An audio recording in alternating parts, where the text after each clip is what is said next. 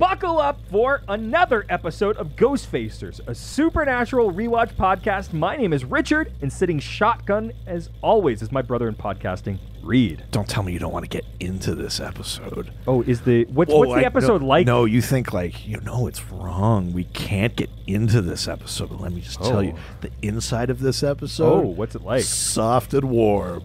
That's a weird way to describe an episode. This episode was in a coma. Oh, well then, you know how I feel about that. Uh-oh. Let's get into it. Ghosts!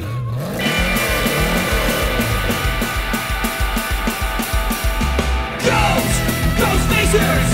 We're facing ghosts! When others will not! We're ghosts! Ghostfacers! Stay in the kitchen when the kitchen gets hot! Ghosts! Ghostfacers! We're facing nightmare! We're facing dread! Ghosts! Ghostfacers! We're facing faceless! We're facing dead! Welcome to Ghostfacers. Today we're discussing Season 4, Episode number 9. I Know What You Did Last Summer. Yeah. That's fucking right. And we've got a review to kick it off. Oh, yeah, baby. This comes in from Yo Crow, it's Scarebro. Hey. Via Misha Collins' direct message Instagram. That's right. I remember this. I remember this, yeah.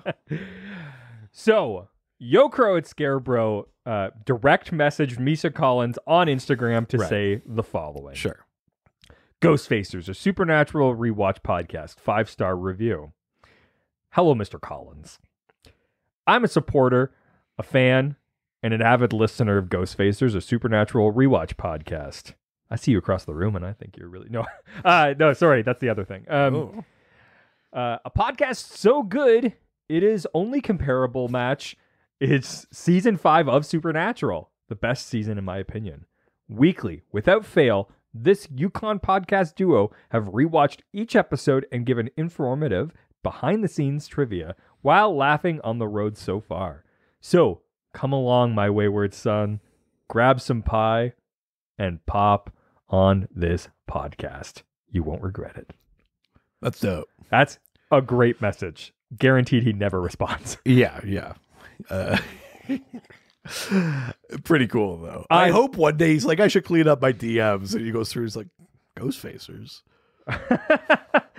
Was that somebody I met at a bar? Or it's my favorite fact ever. I mean, that'd be cool. Imagine being in a bar and fucking Castiel comes up and shares that part of his life with you. Well, I mean, yeah. You say yes.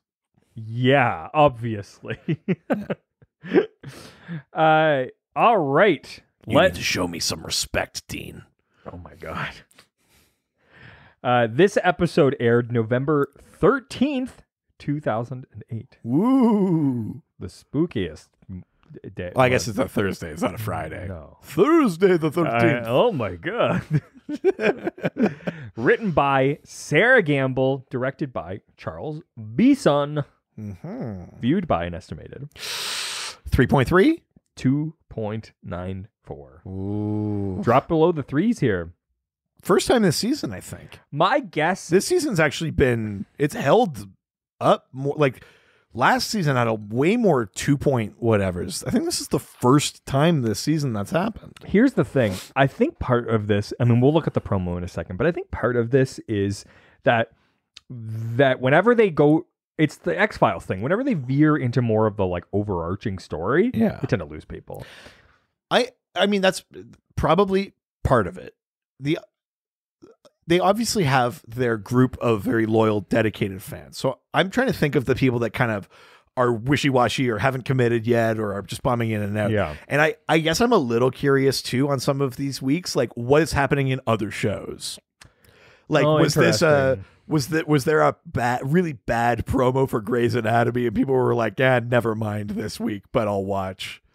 Yeah. Like I'm wondering how much of, because if we're going from like 2.9 to like the highest we had this season was like 3.5 or something, like that's like 600,000 people. Yeah. That's not a small, I mean, whatever, but you know what I mean? Like that's a lot of people to just weave in and out. Yeah.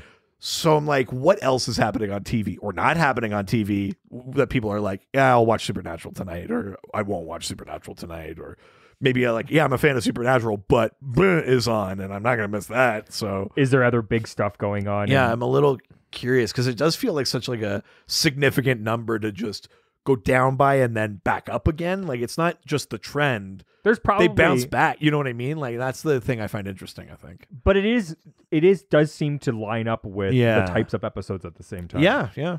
So I think it's a combination. Just of things. Funny too, where it's like I love this show, but I'm not a huge fan of the stuff that holds the show together.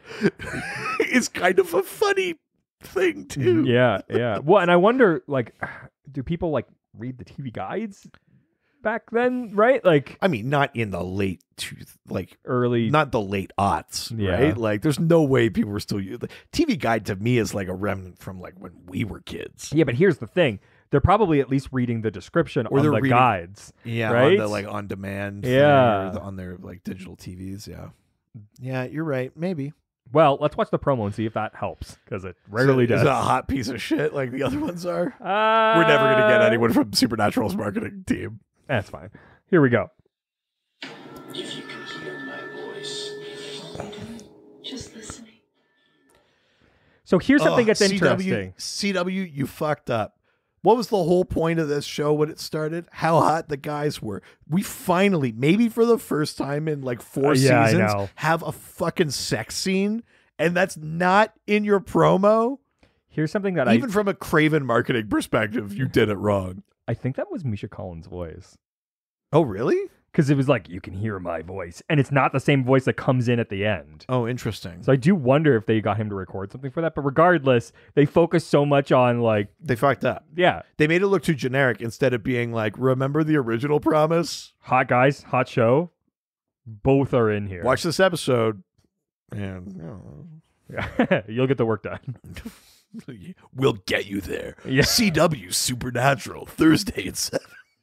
Yeah, CW's too busy still not making money in their first year. Well, yeah. At least that'll stop at some point. I mean, as we record this, it was only a day or two Breaking ago news. that the news came out that Warner Media might be looking to sell the CW, possibly to Viacom. Yeah. What's funny is that, they made a comment that the CW, part of the reason was CW hasn't made any money since 2006. Which is when it started. The year it started, yeah. That is not to say shows didn't make money. Yes. Lots of shows have been successful, but as a network and as a organization, a division of Warner Media, they're globally not making enough money. Yeah, not so much. So maybe... And that also doesn't mean they're running like, like 500 million deficits or something like that. It just means...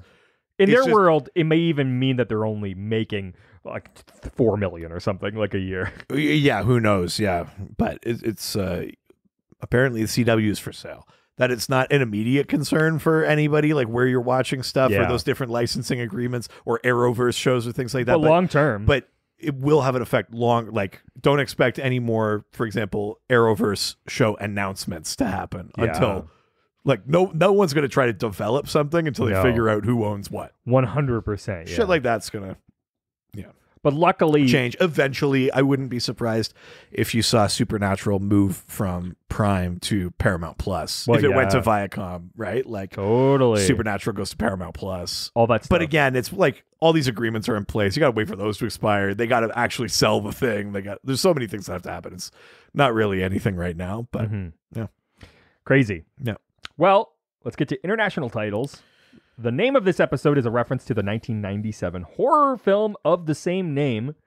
The episode, along with the aforementioned movie, gave the name to the game genre, I Know What You Did Last Summer, where the events that happen in later sessions are based on other sessions played before. Oh, interesting. Yeah. So, here's the thing. They all got it. All the international titles, it's... They've all got summer. They've all got, like, I don't know, thinking back. I don't know. They've all already seen the movie. Yeah. So, it's pretty 1-for-1 with this one.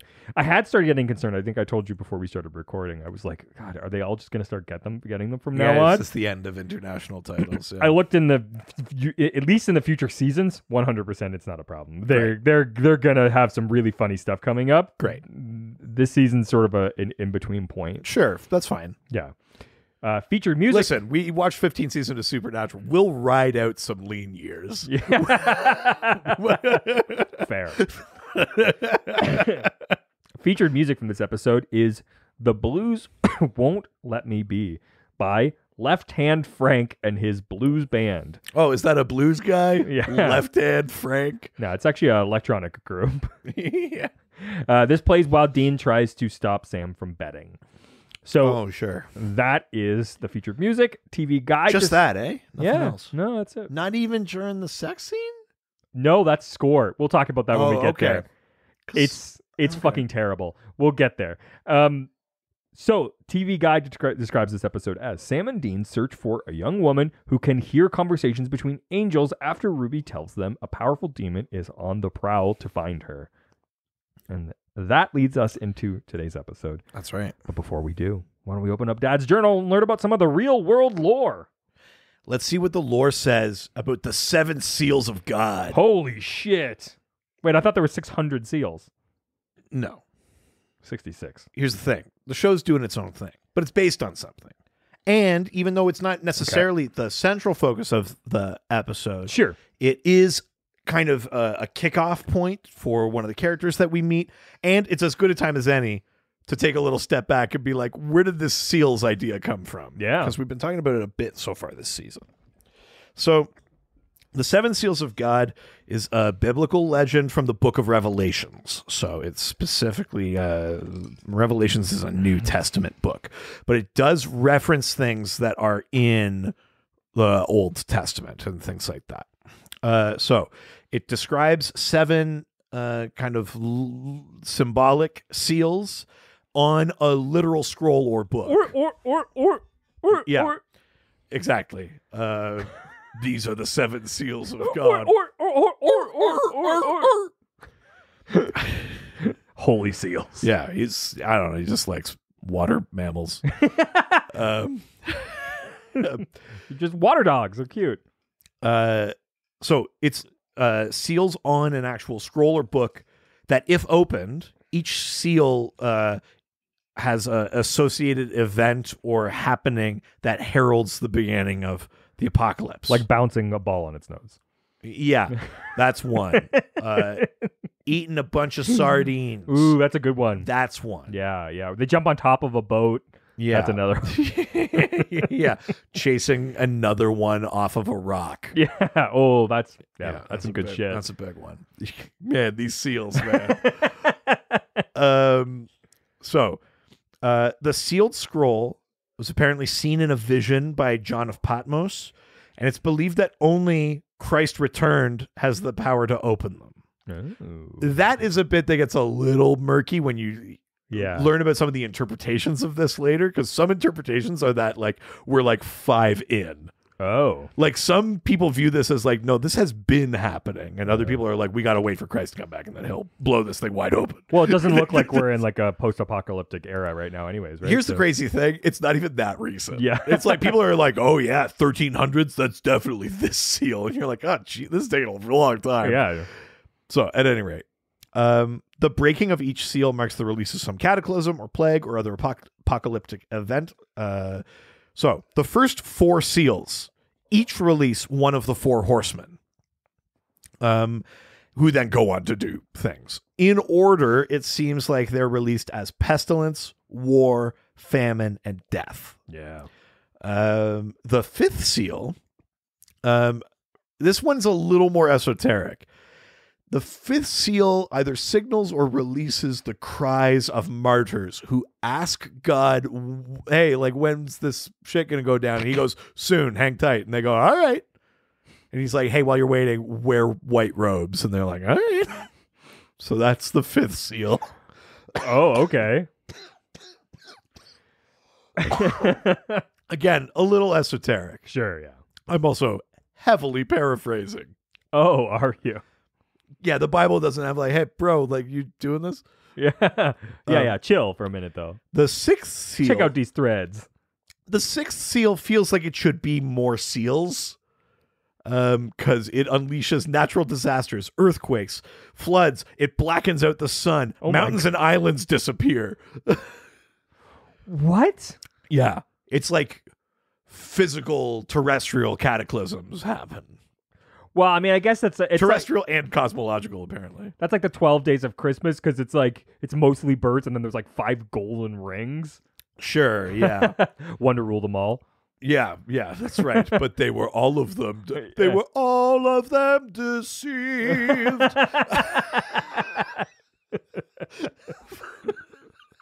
4 ring race. Someone must have done a parody, right? Probably. I can't imagine that they wouldn't have. Don't do it now. You don't need to think about them all 9 rings for men.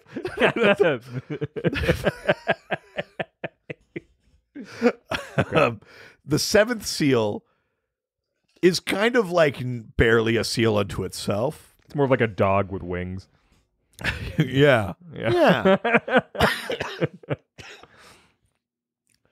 A dogasis. Yeah. When the seventh seal is broken, it's supposed to beget a great silence in heaven. It's like kind of a pause. Okay. And then 7 angels descend, each with a trumpet, and then each trumpet blast signals something else horrible. Oh. So the 7th seal kicks off 7 other things, including raining fire, the ocean turns to blood, the water is poisoned, stars and suns extinguish in the sky, non-believers are stung by demon locust lion scorpions for 5 months. Fallen angels wipe out a huge portion of mankind, and then the 7th one of those trumpets heralds more judgments called the 7 bowls. Jesus. The interesting thing about the 7 trumpets, which are all kind of heralded by the 7th seal, is that it's all in thirds. It's like a third of the ocean turns to blood, a third of the fresh water is poisoned, a third of all the stars in the sky go dark, a third of mankind is wiped out by angels. It's all very specific for some reason. God loves fractions. 7 trumpets, 7 seals. This guy's a real Jeff Johns. Listen to the Dr. DC podcast to get that joke. So specific. A lot of cross-pollination happening between the podcasts. So there are many different interpretations of the 7 seals and this part of Revelations. There's some that are called, there's a historicist or something like that view. That sounds like a fake word. Where they believe that it's been like ongoing. They're like, they point to a thing in the 13th century and they go like, plague, pestilence, am I right? A third of Europe died. Like they point to like those kind of things. Then 1,000 years goes by and then something else happens. Kind of. Yeah. There's another one that's called, I'm going to get it wrong. So if you're someone that knows way more about this, I apologize. It's called the preterist view. Preterist? Like Peter with an R. Oh, okay.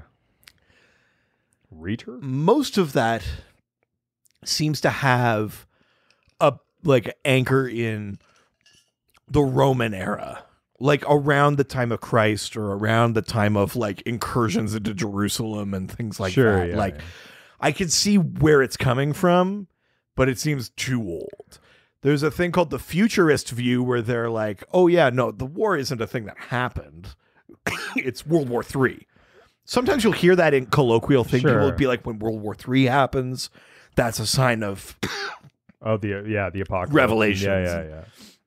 And that's part of like that futurist view. Like it's happened. It's coming. It hasn't happened yet. Seals are intact, but like watch it.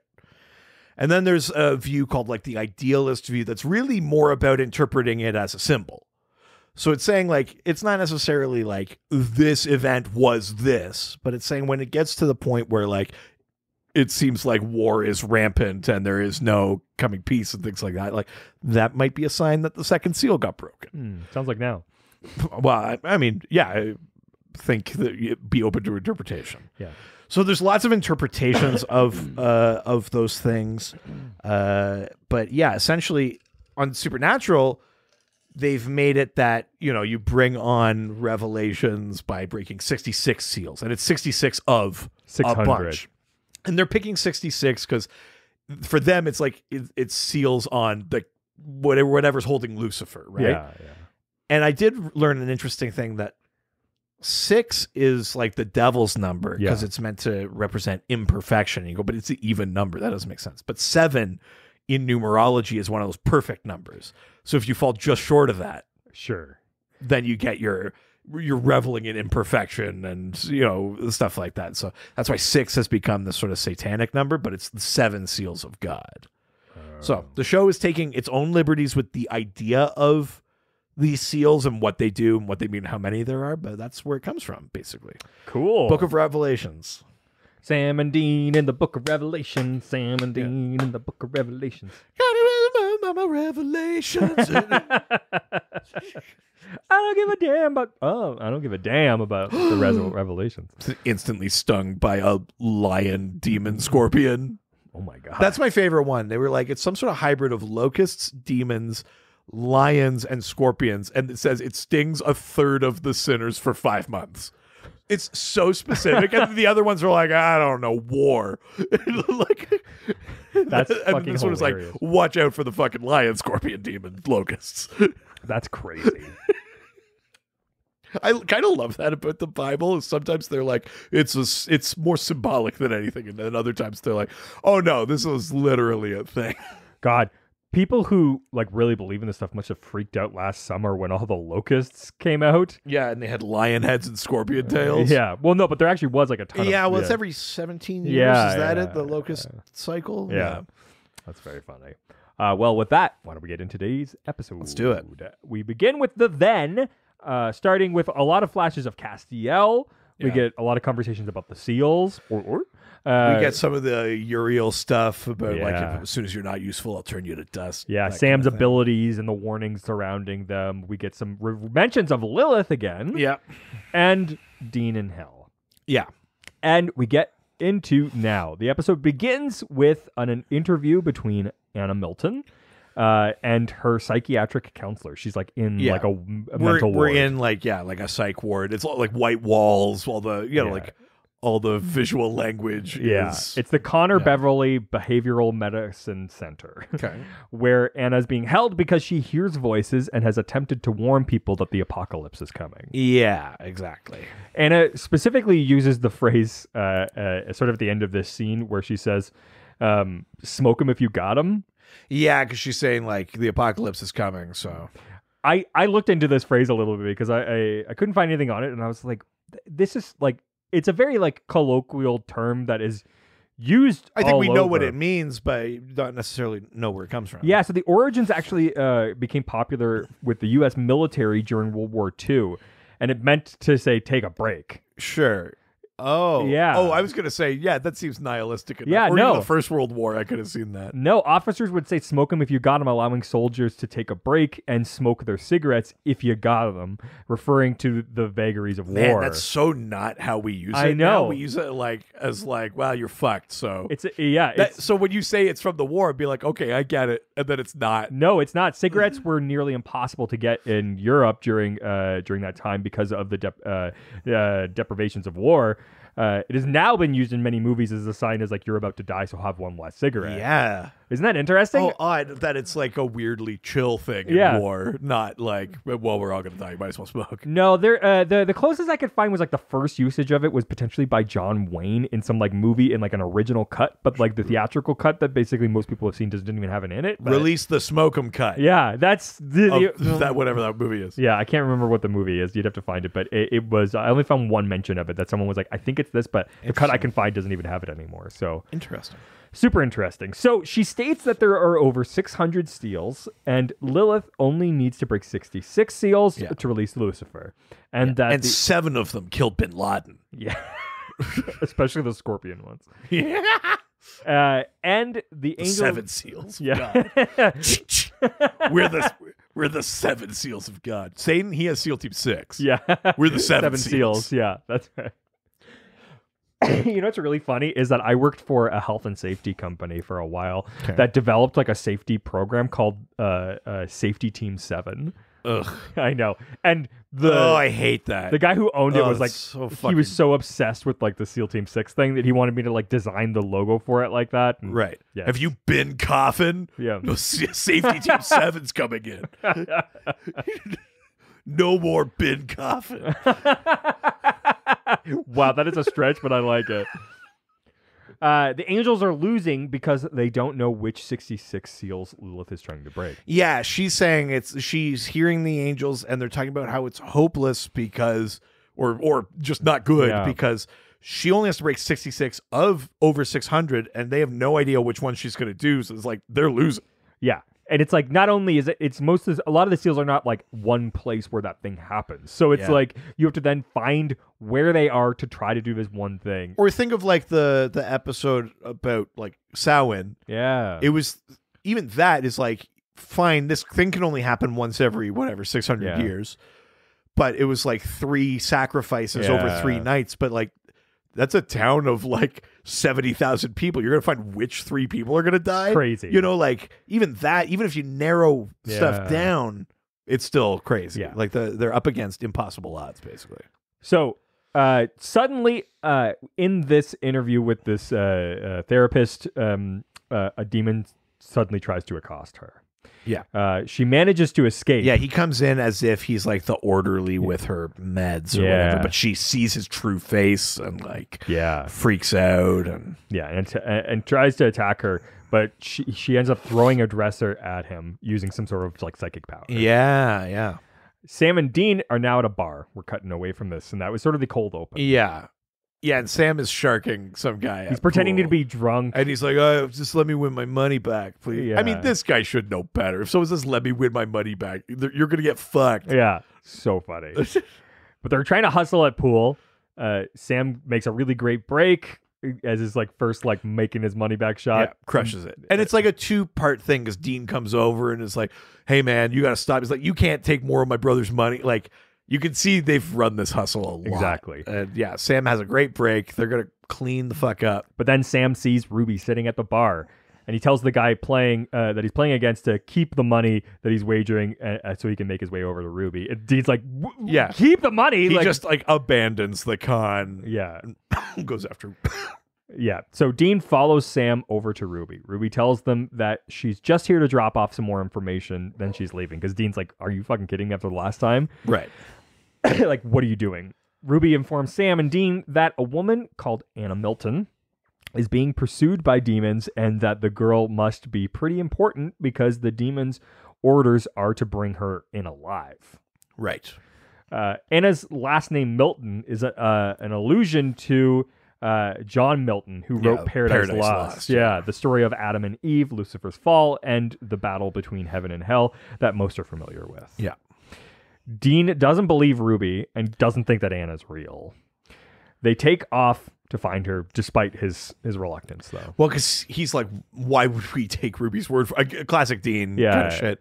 And Sam's like, we've gone further for less. Exactly. Like, we may as well just go for it. Sam tells Dean that he's not pissed about going after the case. He's pissed about the fact that Ruby gave him the tip. Sorry, that's what Dean tells Sam. So, yeah. Dean says he doesn't understand what happened. He comes back from hell, and Sam suddenly is best friends with a demon now. Sam tells Dean that Ruby helped him go after Lilith, so he trusts her. Dean asks if he wants to elaborate. Sam basically says, sure, Dean, let's trade stories. You first, how was hell? Don't spare any details. Yeah. Dean, of course, shuts up. Yeah, I mean... I know. I know it was like rough that your brother died, but Dean was in hell. That's kind of... You know that thing where people describe the worst possible things? And you're like, yeah, one time I stubbed my toe. It was hell. Sam, I get it. Because he's just like, just lay off Ruby, like, trust me a little bit kind of thing. But also it's like... This isn't the same I don't thing. think this is the same. No. But we get a flashback to 6 months earlier. Yeah. And Sam is at the crossroads summoning a male crossroads demon, which we don't really see a lot. Yeah, well, and the demon doesn't show up right away, and Sam kind of like yells at the sky, like, where are you? Yeah. The guy's like, you killed my coworkers, so I wasn't going to show up. Yeah, not really like looking for any trouble. The demon asks to see the demon killing knife, though, and Sam pulls it out and puts it down. Yeah, and then Sam's like, I don't even want like a deal, just trade me, I'll go to hell, bring Dean back. And the demon, like every other demon, goes, oh man, you Winchesters love being on this fucking merry-go-round. Round and round and Yeah. round. And Sam gets really pissed off and stabs the guy in the hand with the demon knife. Yeah. He wants to trade places with Dean, but the demon refuses. Yeah, and the demon's just like, it's just fully not going to happen. Well, he's just like, We got you exactly where we want you. We're winning. well, and Sam is like, I'll give you my soul. Isn't that what you wanted? Lilith wants to be dead. And they're like, oh, we don't want your soul. Yeah. We've got Dean in hell. That's exactly where we want him. Yeah. We're not. We got it, baby. Yeah. This is what we're looking for. Which, like, knowing the future makes a total sense. But Totally. It is fun to like go back, seeing where stuff had like where it goes. yeah. And you go back and be like, man. Oh yeah. That's exactly what I they love want. that. It is. It's maybe the most fun part of watching this season for me because we're really getting into this shit, and I'm like, oh, it's all falling into place. I'm enjoying it a lot. And the flashback then ends. We see the boys at the hospital from the beginning of the episode talking to her doctor, Anna's doctor. Right. Anna's hospital ward is 42, which is a fun number because of things like the Hitchhiker's Guide to the Galaxy. Right. Number 42 is the answer, the ultimate answer to everything the universe. Life, the universe, and everything. Yeah. To which they then need to come up with the ultimate question. Yes. They have the answer first. Yeah. Yes. It's 42. So funny. Yeah. They find out that she's been talking about demons and the apocalypse. And even her sketchbook reveals she knew about the breaking of the seals. They're actually seeing like she's like Samhain. We're seeing she's sketching Lilith. Yeah. She's sketching seals. Yeah. She's sketching. Jack-o'-lanterns. Because some like the doctor is like, what book of Revelations has like jack-o'-lanterns in it? And Dean's like, it's a different translation. it's a deep unknown cut. Like very funny. She's like, all right. So Dean and Sam head off to Anna's house, only to find both her parents dead and a sulfur residue in the ground. Yes.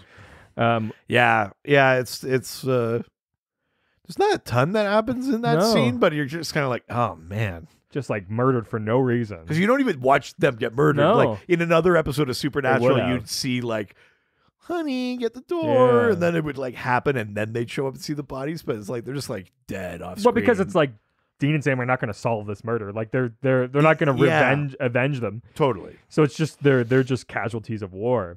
When they're trying to figure out where Anna escaped to, Dean says, "So I'm Girl Interrupted, and where do I go?"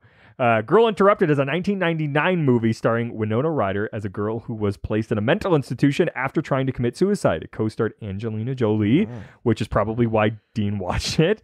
That's a relative early Jolie movie too. Yeah, it's Isn't one it of her kind of like her first. breakout? I think ones? so. I think so. Yeah. It was also one of the first vehicles for Misha Collins. Oh shit! Is he? Oh my god! Yeah. He's one of the other people I think in the mental ward or something. Oh shit! Yeah. So There you go. So Sam sees a picture on the fireplace mantle and asks to see Anna's sketches again. They realize that in one of Anna's sketches, she was drawing the window of a church over and over again.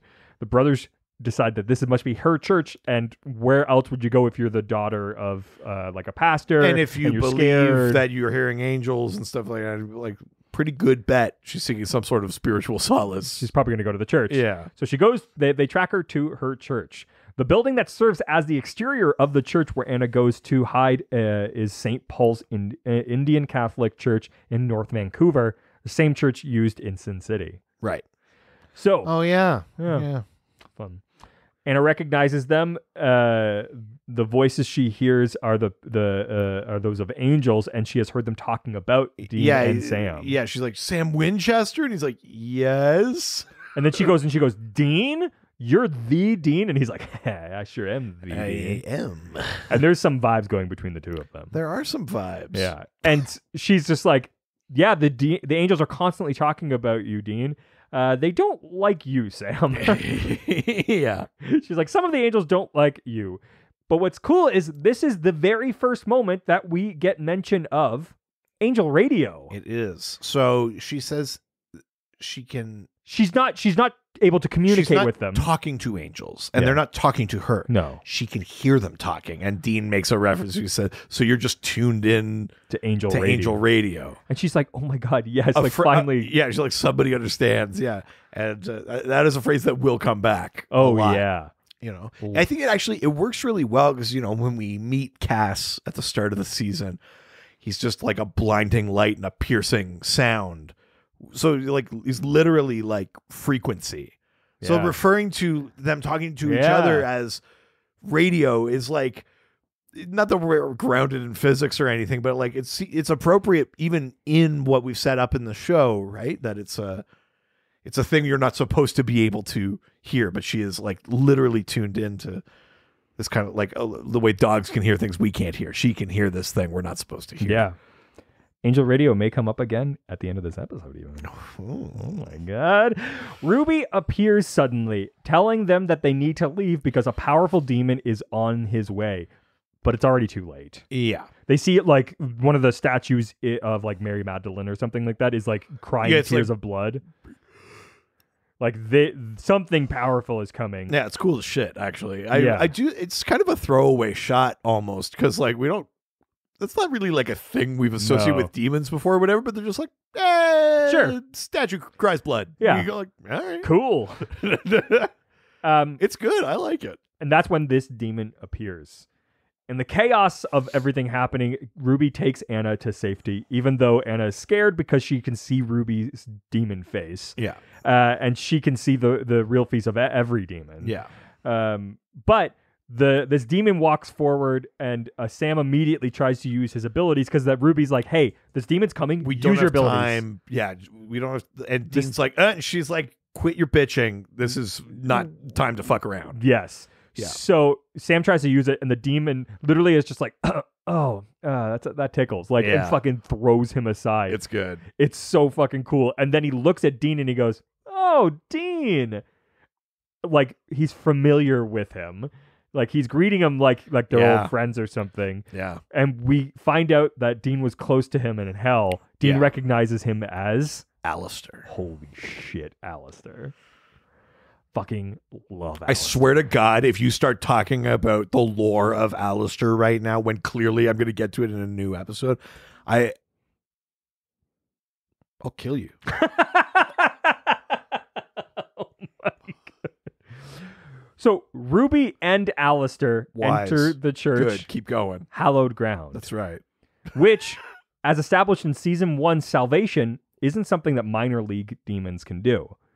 Yes. This indicates that Alastair, obviously, but surprisingly, Ruby Yeah, she's also there. is stronger than she lets on. They don't really mention it. That's interesting too.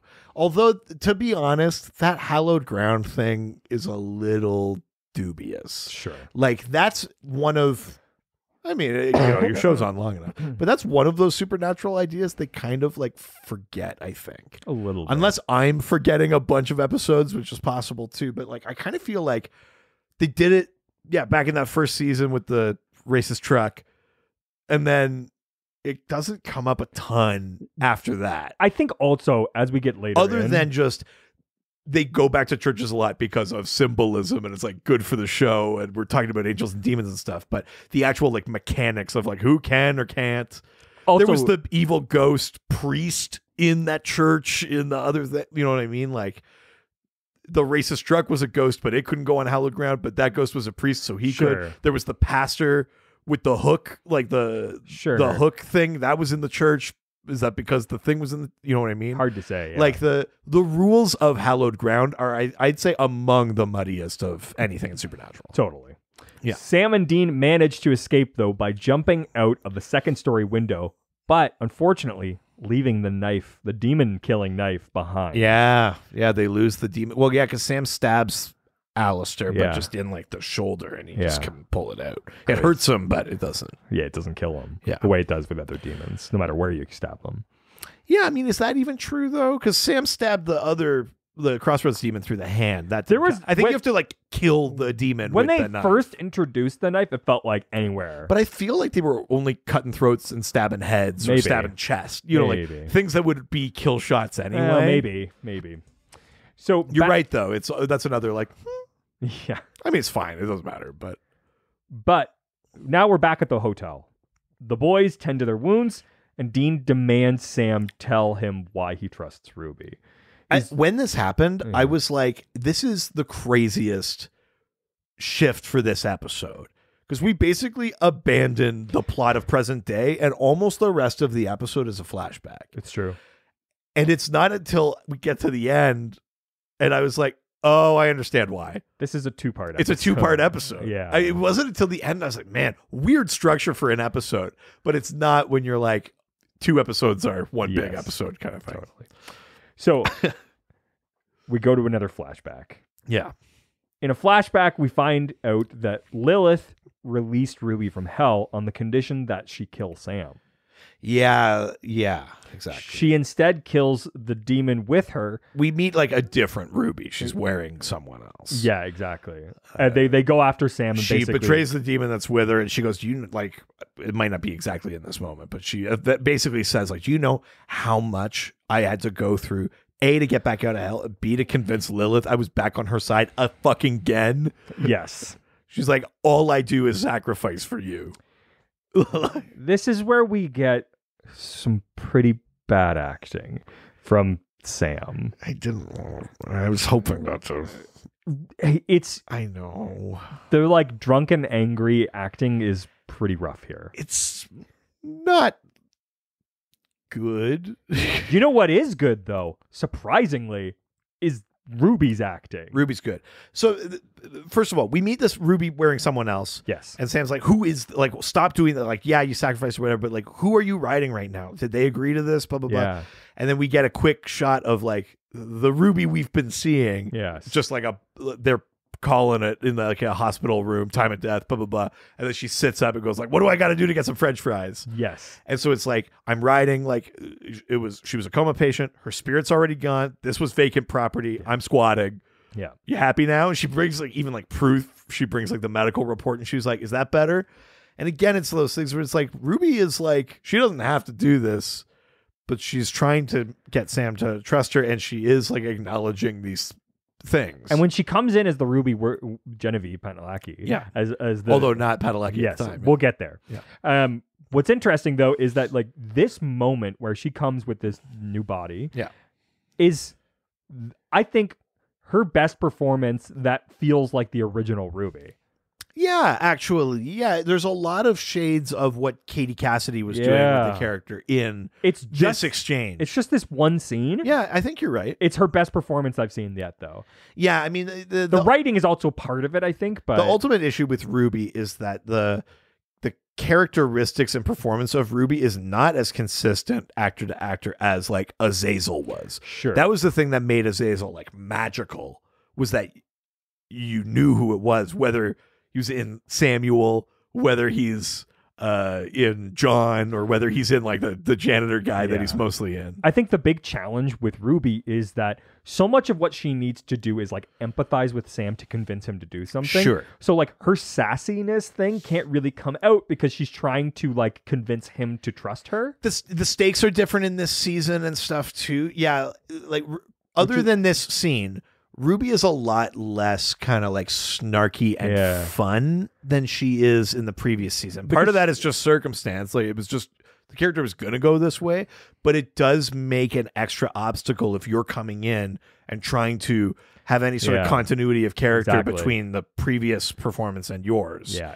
That's a legitimate challenge for taking on Ruby. But also I think like what they need to have her do with Sam is going to force her to not have that characteristic as much, right? Exactly. So it's definitely a challenge, but she offers to help Sam use his powers so that he can take revenge on Lilith, and he does accept. Yeah, he does. In the flashback of Ruby teaching Sam how to exorcise demons, he's wearing actually the same shirt as when he's recounting the memory of Dean. Oh, that's kind of funny. Which I think is kind of funny. I like that. Yeah, we flash back out, and Dean goes like, "Okay," and like, so you got a tutor?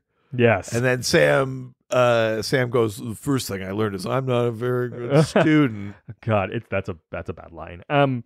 He's unsuccessful at first in exorcising demons. Yeah, he keeps trying. Like the smoke kind of comes out and then goes back in, and the demon keeps laughing. He's like bound in a devil's trap, and Sam's nose is bleeding more and more, and he's getting this bad headache, and he can't do it. And ultimately, Ruby just demon knife kills this demon and right Sam, through the fucking neck. Yeah, you can see it come out. It's a fun like effects moment. Totally, yeah. But this interesting place to stab someone. Totally. Through the Adam's apple and out the spine. Yeah.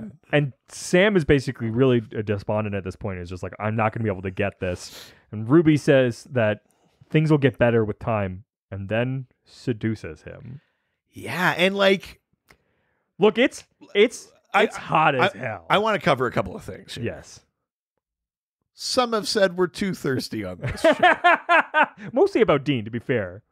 I mean, I can't see how that's possible. That argument makes no sense to me. I'm sorry you feel that way. Yeah, we are who we are. Look, when you're in the desert, what you're supposed to do? Here's the thing. I was like, it got to this scene, and I was like, did your wife walk in? No, but then she always does when it's like the rare time it's a sex scene. That's always when she walks in. But it got to this scene, and I did kind of like, I was like, is she coming downstairs? I was like, I can't have her walk in on this. It's actually too hot. I kind of couldn't believe it a little bit. It's not about the performances or anything. I was like, this is sexy as shit. She's talking about like, you know, like how, like she's like, yeah, I'm in this body. It's crazy. This body feels like soft and warm inside. And I was like, this was on TV. I couldn't. It's like skirting the line so carefully, like, and like hands are just out of frame. And I'm like, holy shit, this is.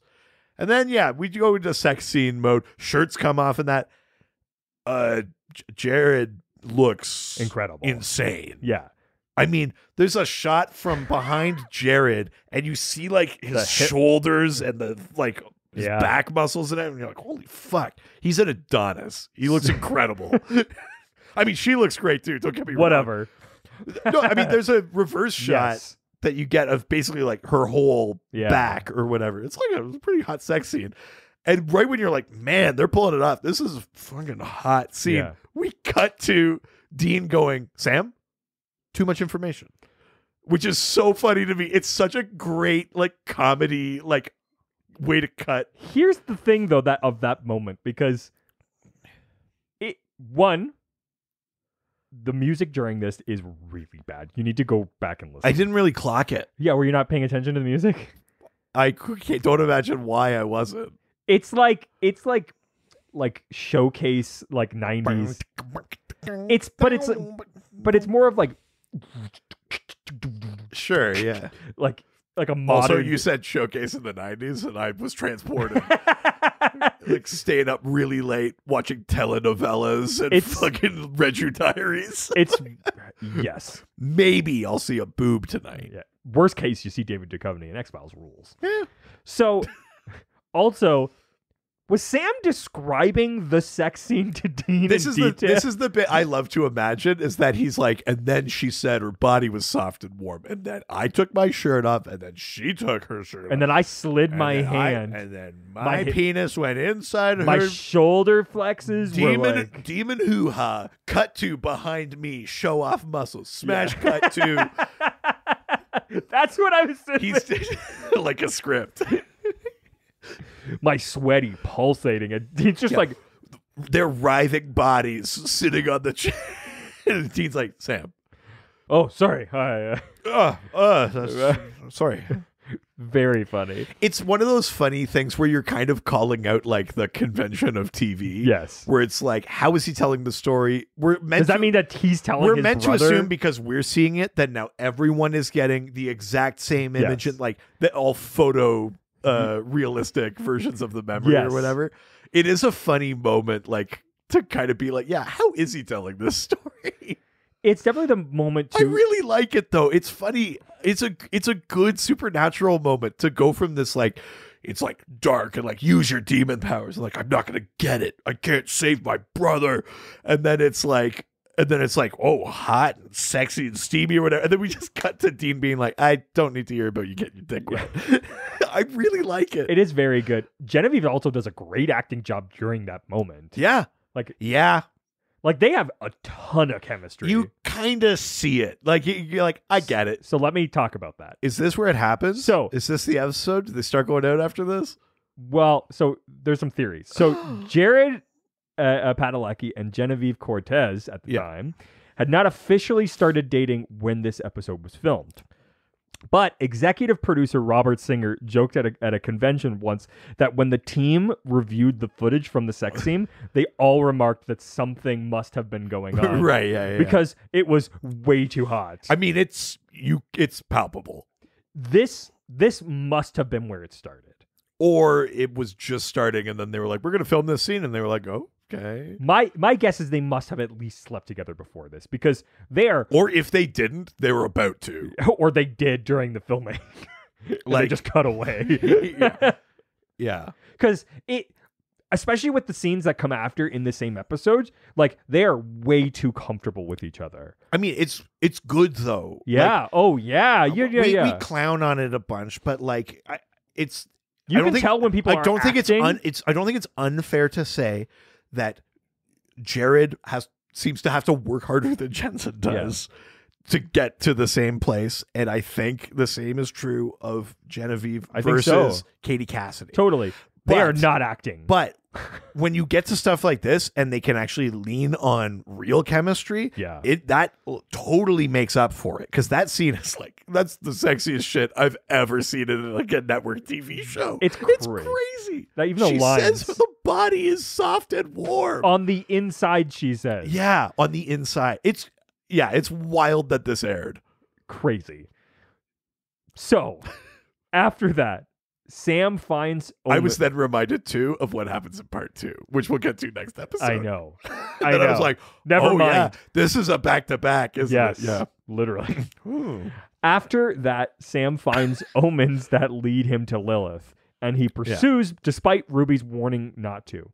There's an interesting moment here, because... Yeah. So this is another moment that makes me think that, like, they're super comfortable with each other, because even just the moment where he's about to leave and she tries to stop her and he presses her up against the wall with the knife, and you can see the knife pushing into her neck, and they are like face to face. All of like their comfort and with each other, and their, because if you were going to take like there's trust with each other, and you can really see, like, 100%. I totally agree. Whatever is happening behind the scenes or has just started, whatever is like helping the show without a doubt, because it's working so well. Because you don't get that close and that aggressive with somebody that you do kind of know. Like, he's so comfortable to be able to go like, I can push myself up. Against actors can't. I don't want this to come off like if you see someone who's acting really well, they're fucking. Like, but also. No, but we're talking about Jared Padalecki. But if you see someone who normally you go like, I can see them working. Yes. And then all of a sudden you're like, this doesn't seem like they're working. Then it's like, oh, okay. There's probably some realism. I get it. Yes. Yeah.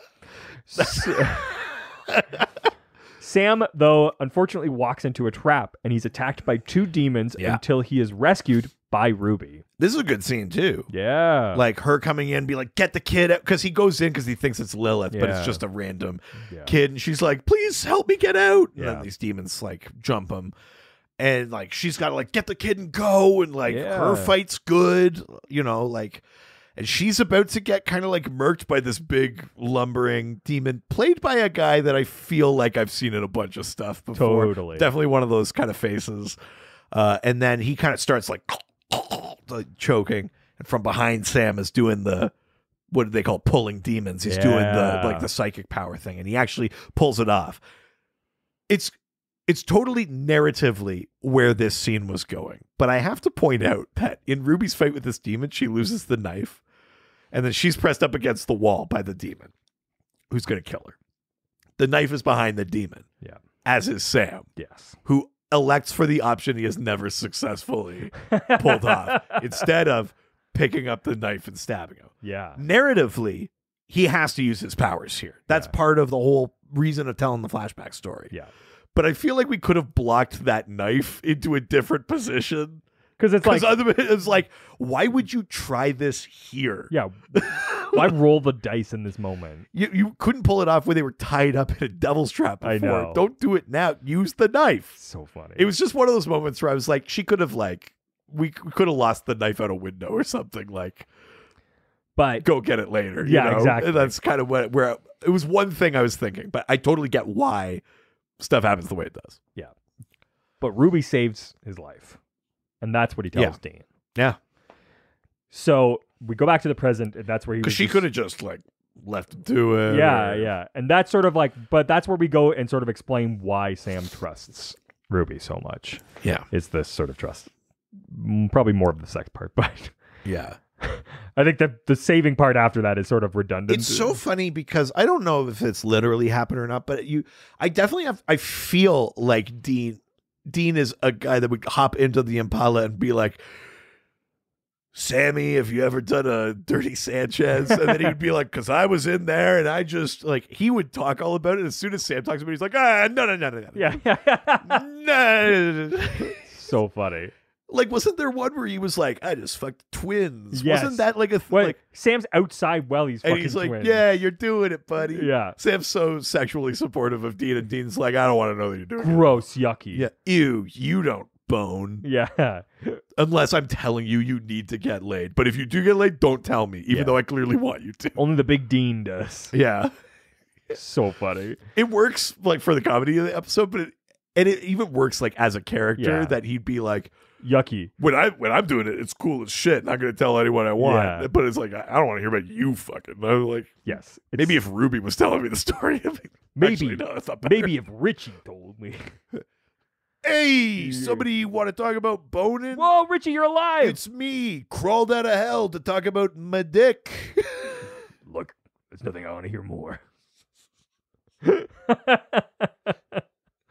So back in the present, Ruby possesses the body of a maid at the hotel that they're in. Yeah. Where and orders them basically like in order to warn them that the demons are closing in on them. Yeah, and she goes like, I know, it's just for a little bit. Like, I got to get back to my corpse. It's rotting with Anna back where we're hiding. And Sam's like, well, hold on.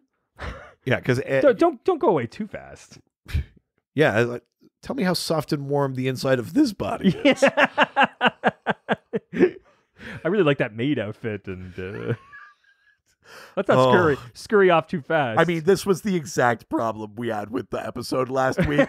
We were talking about consent. And things like that. Yeah, it's a corpse. The other one's a corpse. It's fine. The other one's a corpse. Your Honor. It was a corpse. It's fine. That's going to be the clip that I use for the audio thing when I post the episode. It's a corpse. It's fine. Me, Richard. Yeah, Richard Eden. If it's a corpse, it's fine. Like digging my own grave. Oh no! Just I'm kind of digging my own grave. Yeah, just setting the mood. Jesus. So Ruby passes them the address of the cabin where she left Anna, tells them to exit through the bathroom window and to leave the car, and then she leaves. Yeah. Shortly thereafter, Sam and Dean meet up with Ruby and Anna at the cabin. Yeah. When they sense someone is approaching, they assume it's Alastair, and Ruby asks Sam and Dean where the knife is. Yeah, and then they're like, boy. we lost it. Yeah, boy, whoops, zoinks. Like, we don't have it, man. They have I'm to. sorry, Rube. Oh, that's good. Ooh. I mean, I can't believe how many seasons we gotta wait. I know. Ugh. They have to admit that it was lost in the previous fight with Alastair. However, to their surprise, instead of a demon, who comes through the door but motherfucking Castiel and Uriel? Dean. We're here for Anna, Dean. Before this happens, they do have a conversation with Anna. Yeah. They sort of, because she's kind of going like, hey, I really should call my mom and dad. And they're like, we maybe found their bodies. Zoinks. Like, their throats have been slashed, Rube.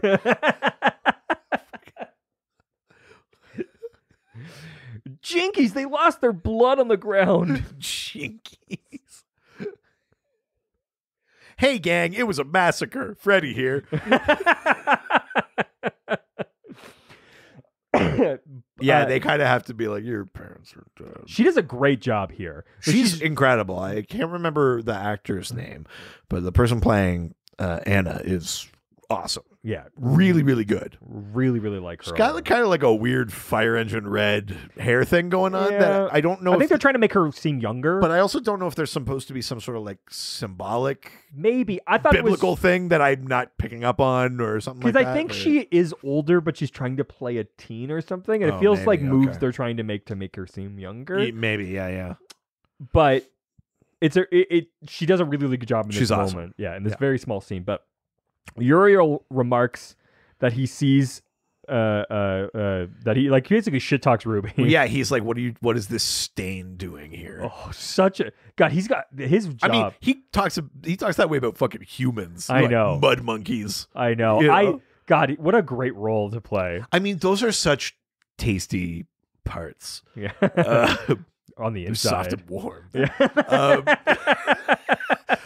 No, I mean, like, those are such great parts to play. I mean, like, I don't have an extensive acting career, but like, do I prefer trying to play a romantic lead or do I prefer trying to play the villain? It's like the villain. It's fucking fun as shit. Exactly. You know, right? like, you get to make choices, and it's not even like Uriel's doing a big mustache twirling, like he's not Green Goblin or something, but he's just the disdain, like all those ugly emotions you're supposed to not evoke in polite society. You just get to when you're being the bad guy. He's not even like the bad guy. He's just a dick. You know what I mean? Like, there's something, the way he just looks down his nose at all of existence that isn't an angel. You know what I mean? Like, it's crazy. It rules. Yeah. The angels soon demand that they hand over Anna, with Castiel announcing, "We're here for Anna. She has to die." Yeah. And that is the end of the and episode. Then we get to be continued, which we haven't gotten since we've only ever gotten it twice. This is the second time. What was the other one? It was another one this season, another two-parter. And we've already been there? Yeah. Or it's coming up? No, we already did it. What was the other? There was another two-parter. I can't remember what it was. Oh, it was the haunted house one, wasn't it? The black and white episode. There was another episode this season that was a to be continued. It just said, okay, the black and white one maybe said it, but it wasn't an actual two-part. That was part of the conceit of like movies and stuff. Oh no, it was the Back to the Future one. It was the one where they go back in time because there was all of those connections to the Back to the Future thing, and one of the things that was at the end was a to be continued. That's what it was. It may not have been a two-parter, but that was the whole point. Like the one where they go back I think that's what it was. And meet Mary. Yeah, because that was one of the things that it says at the end of the Back to the Future movie. Oh, okay. Yeah. So it wasn't an actual two-parter. It was just like a creative conceit kind of thing. But this is the one that the first actual, like, the story of this episode's not done. Yeah, exactly. Fucking awesome. This is a pretty banging episode.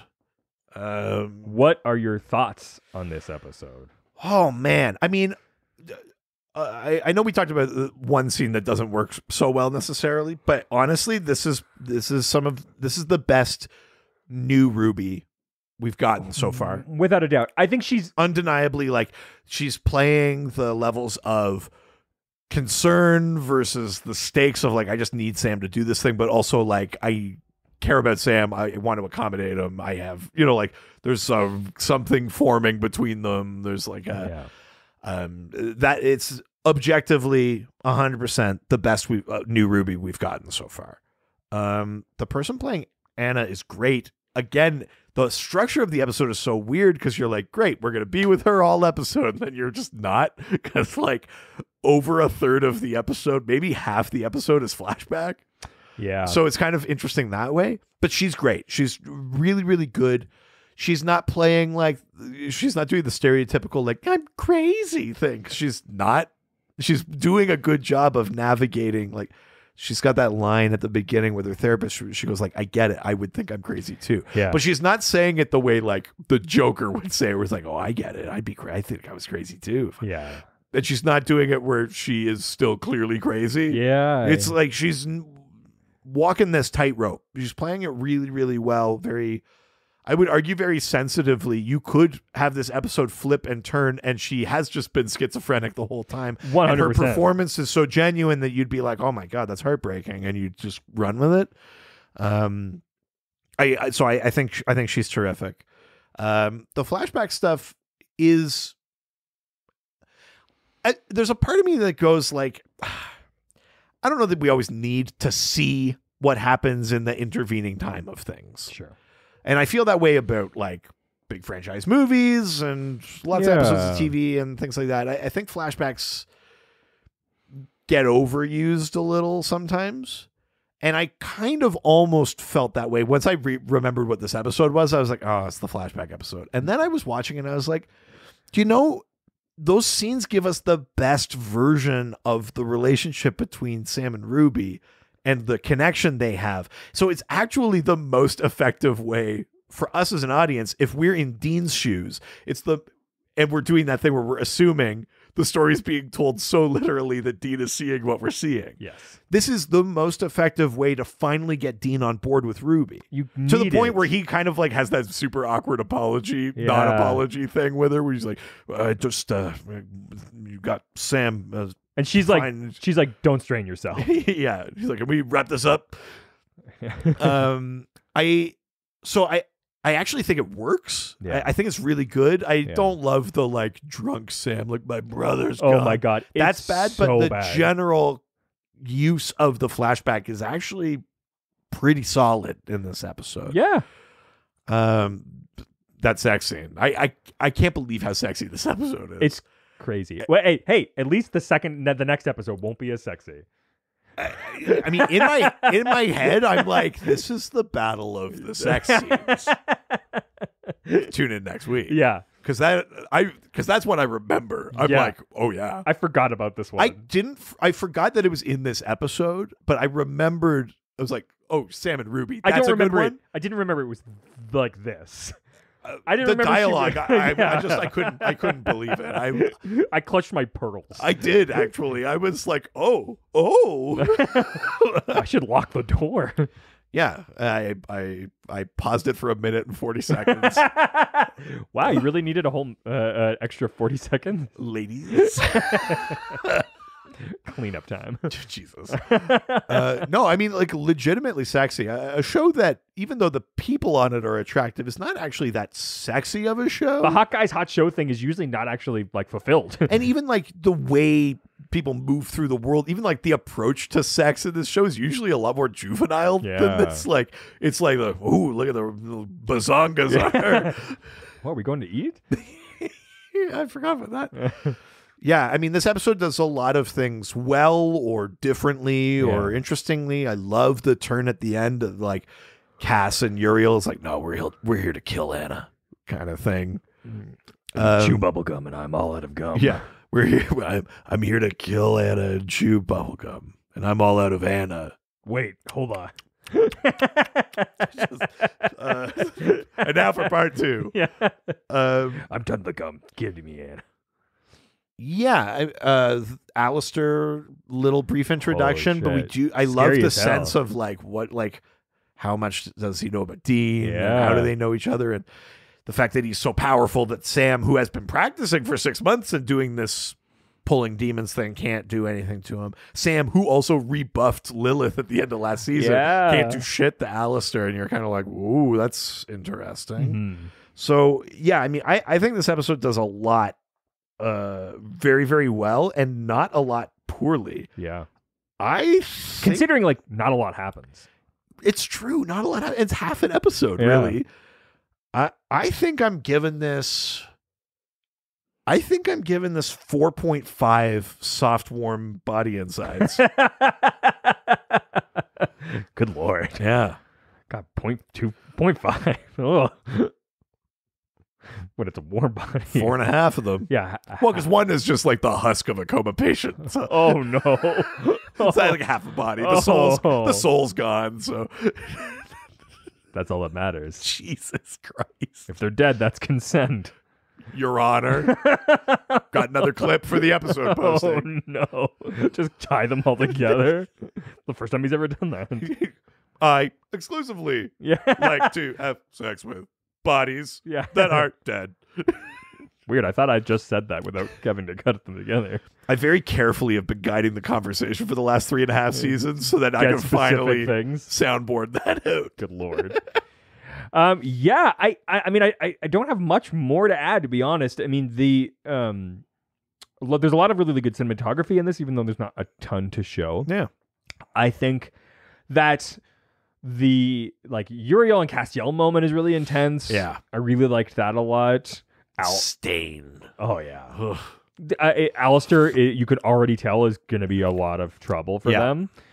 And the fact that Sam, who's used that ability on demons and was able to deal with Lilith, not specifically doing that, but has Lilith. Samhain. Yeah. Samhain, he was able to do that too. You know what I mean? He is formidable now, and it's nothing to him. Yeah, I mean, it's a very used trope, but I'm still kind of a sucker for it. Yeah. I love the and here we go. And then it's just oh, that straight and tie. Yeah. I'm in. I like it. He's awesome. Yeah. Even this Alastair is great. Yeah, because spoiler alert, he's a demon. We're going to get another Alastair. And good Lord. Yeah, and that one is... But I love this character. Yeah. In general. And also the fact that it's now we're finally getting a look into someone who has firsthand experience on Dean's but also, experience in hell. We finally have Sam spilling his guts. We know the other half of that scale is coming now too. So the little tease of Alastair recognizing Dean, you're like, fuck, what happened in hell? What are we going to learn about Dean? That's how is he friends with a demon in hell? The episode does a really good job of being hey, it's a two-parter. We're giving you a little bit on this side, and who knows what we'll learn on the, You think this was sexy? Well, next episode, who knows? Crazy. Outrageous. Outrageous. I will give this 4.25 very descriptive conversations with my brother about my sex life. Yeah. Yeah, the kind of conversations we have with each other. Yeah, exactly. Ew. Yeah. Yucky. Holy shit. Well, that is the end of this episode. But before we do, I have a note from a fellow hunter. Hey. So this note isn't all great, but I wanted to have a conversation about it. Sure, yeah. So let me read it and then we can talk about it. Sure. So this comes from Steven. Okay. Who says, "Hey guys, love the podcast. I've smashed through the back catalog in the past month. Nice. Since discovering it. Last couple of weeks, I feel like you've really leaned heavily on the cringe parts of the episodes. I completely agree there are some things, especially in the early seasons, that are just not acceptable in modern day. The kid perving on the lady in the shower, etc. Fully appreciate that you do and should call it out, but please don't dwell on it so much. You've got hundreds of episodes to do yet and need to stay positive. For this episode, I thought that the whole point of the wishes come true is that our basic thoughtless desires hurt people. It might sound like a great idea as a teenage boy. I wish I could see nude chicks in the shower, but that isn't fair to the victim, obviously. But Sam and Dean are looking after the supernatural side of it, and they never deal with the fallout of the victim. No different to, sorry, I had to kill your boyfriend/husband, but he was a monster. Have a nice day. Yellow Fever is a great example. I think there was about 15 minutes talking smattering throughout the episode about the bad taste of the name, even though being called yellow for being scared, I don't believe had racial connotations, not from my Googling anyways. It seemed obviously named yellow, scared, fever, sickness, and you could have just said it's probably a bad taste having Japanese ghost lore in the episode titled Yellow. Bad choice, writers. That would never have gotten past the network diversity and inclusion police today, and moved on and enjoyed the episode. Cheers, guys. Not trying to rant and tell you what to do. I just enjoy the podcast so much. I saw the very popular Crossroads podcast become bogged down in negativity as they reviewed the later seasons, and they basically hate-watched every episode. It came to the point I couldn't listen to it, and I'd hate for the podcast to become a chore for you guys to do. I have faith you'll make it all the way to the season 15 finale. Cheers from Australia, Stephen. Hey, thank you, Steven. We appreciate this. And here's the thing. One of the things that is great about this show is that the dialogue that the show has with its fans, and we want to be similar to that. And we can absolutely appreciate, I mean, we are aware that like the last few episodes have had this stuff. Yeah. We're not going to shy away from that stuff because I think it's important to have those things. And I think, I mean, the funny thing last episode was like you had sort of sat on it a little bit. it was more me than you for sure, to at least to I begin came with. in like in the morning and I was like, man, I love this episode. And you were like, and then as we were talking about it, then I was like, oh, fuck. And I just like I was like, yeah, if that's true, then. Yeah. And then you pull the thread, right? Like, and that's kind of what happened. And I have to imagine that's not the last time that's going to happen. For sure. Where like a thing that I'm like, yeah, this is a good episode, it's solid, it was fun. And then we're going to discover something. I'll be like, oh, fuck. Now I can't not think about that. Yes. And I think that was, as for how much time we spend on it, I think part of that is like when we're kind of like discovering and exploring it in the moment, and then maybe trying to find like, is there a way it's not a problem? Like then we just end up in it. We're talking it out. It ends up being probably more time than we normally spend on it. Yes, for sure. If we were just like Bugs is like one where we were like, we know why it's bad. We're going in. We know why, like where they fucked up. And I don't think we dwelt too much on that. I think we actually kind of shifted to like the poor production stuff more than anything. But that one was definitely, at least for me, kind of discovering it in the moment. And like you were basically just listening to me work through it. yeah, absolutely. And I can. So I mean, I totally agree. I mean, I still want us to enjoy things while acknowledging this stuff. I don't think you have to worry about us ever hate watching. No, we love this show like from the beginning to end. It's a fair point though. I'll say that also both Reed and I love a lot of parts of the show that other people maybe don't like. I know there are a ton of stuff that comes up in future seasons that people classically hate on the show, and we don't feel that way. Yeah. Like, you might feel the opposite way. You're too positive about this. Yeah. This which will be a fun bridge to cross when we get there. Here's the thing. Yeah, well, we're gonna have controversial opinions all the way through it, and that's part of what's great about the show is the conversation on it, right? And that is sort of why I wanted to bring up this next piece, which is we love this conversation with you guys, and we want to continue this conversation. So we found a way to make that happen. Okay, sorry. I just want to button our talk to Steven. Yeah. Thank you for writing. Absolutely. I think you're totally right. We'll try not to over dwell on things, but we're definitely going to. I mean, this will not be the last time something happens on the show that we go like, when it was filmed, they get better. And listen, we're on the right side of history, other than Richard being pro necrophilia. I don't see what the problem is. Oh God, Your Honor. When they come out and going back to that. when the dead people start telling me that it's wrong. Oh man. But absolutely. Hey, what's that sailing away? Is that the moral high ground? I've got the moral high ground, Anakin. Don't try it. But yeah, we'll do an effort to get better at it. But at the same point, we're never going to let that stuff go. We'll try and contain it a bit so that you don't feel like it's just universal hate. Unless, of course, it's an episode we should hate. Yes. In which case, we're going to do it. Yeah. So I guess that's a long way of saying we'll do what we want. Thank you for writing in. Which is a little less genuine than I wanted that response to be, but I think that's where we ended up. Yeah. But thank you. We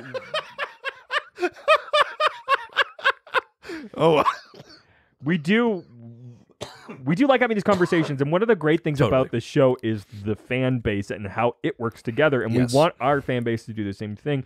And there's so many of you out there that we feel like we wanted to keep having these conversations outside of the episodes, because you keep coming to us with all these really great insights into them and dialogue that I think is important to happen, because in reviewing the past is how you change the future. Yeah, and here's the thing. Right now, lots of you are writing to us on Facebook or on Instagram or by email or things like that, and that's great, and we love that. Please keep doing that. Mm-hmm. But I think we want to foster us all talking to each other. A more fluid conversation, I think. Yeah. Yeah, and a little more like actual conversation, Yeah. a little less like I've got to get all my thoughts out in an email. Absolutely. So let's talk about what we did. We created a Patreon. We've made a Patreon. Yes. Right now, it's just a little bitty Patreon. Just a taste. Because we wanted to see, like, are you interested in the thing that we're trying to do? And do you want to engage with us in a different way? So it's only $1 a month. Yeah. That's the only tier that there is right now.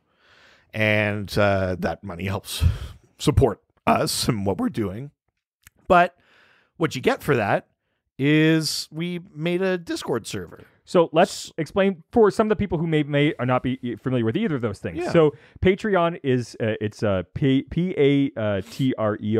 Yeah. It's a platform basically to like give money to like content creators and things like that to basically give you more content. Yeah, and it's like exclusive stuff that only the people paying for it get. Exactly. So this is our first dip of our toe into. This is the thing that we do on our other podcast, Dr. DC, and we've got a ton of different tiers there, and we also have a Discord channel on that. But that goes to and Discord. the thing that we've loved over there is now our fans on that podcast talk to each other, like they're friends, and they talk about comics they like. They talk about our episodes. They talk to us with us. They have events on the actual. They run their own Discord. Yeah, they play video games together. They've kind of made their own community almost. That doesn't need us anymore. Yeah, it's and awesome. I think if this is a thing that people are interested in, hopefully that's what's going to happen here too. So this Discord server, it's like an online forum basically that you can have access to through an application. And so there's lots of ways to chat. I've set up a couple of different sort of like what they call channels. So there'll be one where if you want to talk about the episode, start the conversation in there. If you want to talk about monsters, start the conversation in there. There'll be some things like that. There'll be a general one, and it'll be a way where you'll have more direct access to us if you want to talk about things, or we have a theory and you're like, no, it's this. Stuff like that. Or if you have thoughts on the actors or the show or our show, or just you want to talk about like, hey, I know we all love Supernatural, but has anybody watched Grimm? Which is a thing that one of our listeners has brought up, has said that we should check that out. So go to a way for us to Patreon. get to know each other and do all those things. So you can go to patreon.com/ghostfacers. And for $1, you'll get access to this online forum. All you have to do is use the link provided after you subscribe to our Patreon and download the Discord application at discord.com. Yeah, and you can get it for your phone or just on your computer. Basically, any device you have will have a way for you to be able to use that. Pretty simple. And we'll get this community set up and we can start chatting with each other. Again, we're doing it to kind of test out. Lots of people write to us, and I think we've got a pretty fun community out there. And so we just want to see if we want to make it more of a thing and people want to get to know each other and stuff like that. Do you want more stuff from us? And if the success of this goes really well, maybe we'll make some future content. And we don't really know what the future of this thing is yet. But let's start here. And if this is successful, then we'll see where it goes. Yeah, exactly. But that is it for this week. So, barring you don't go on Patreon, there's a ton of other different ways that you can reach out to us, including our email. Yeah, ghostfacerspodcast@gmail.com. Or we're on all the other social media platforms that you might need. Yeah, at ghostfacerspod on Facebook, Twitter, and Instagram. And of course, don't forget to subscribe to us on whatever platform that you get your podcasts so that you get the episodes automatically every single week. And while you're there, why don't you give us a 5-star review? That really helps us out. We got one at the beginning of this episode that was a little bit sort of outside of the format of 5-star reviews. Yeah. You don't have to harass the cast of the show, but we do like unconventional. But I also don't want to tell you not to. I do like unconventional 5-star reviews. Yeah, if it's a review basically anywhere outside of Apple Podcasts or Facebook, take a screenshot and send it to us so we know you did it and we can see it and we can share it on the show. Absolutely, and we will read it on the show. So also, if you want to support us outside of the Patreon and all those other places, you can also go to our store, ghostfacerspodcaststore.com, and buy some of our merch. And we talked about it a few times at this episode, but we have another podcast. Yeah. Dr. DC. That's right. The Dr. DC podcast. We talk about superheroes and DC Comics. We answer listener questions. You don't need to know a ton about them, but if you like how we talk about lore and stuff like that and the behind the scenes stuff on this show, you might enjoy how we talk about comics and superheroes and the Justice League on that show. Absolutely. So thank you again, Steven. Thanks, Yokro at Scarebro. And thanks all you hunters out there. We can't wait to have the conversation even further on the Patreon, on Discord. And that is it for this week. Yeah. Say goodbye, bitch. Jerk.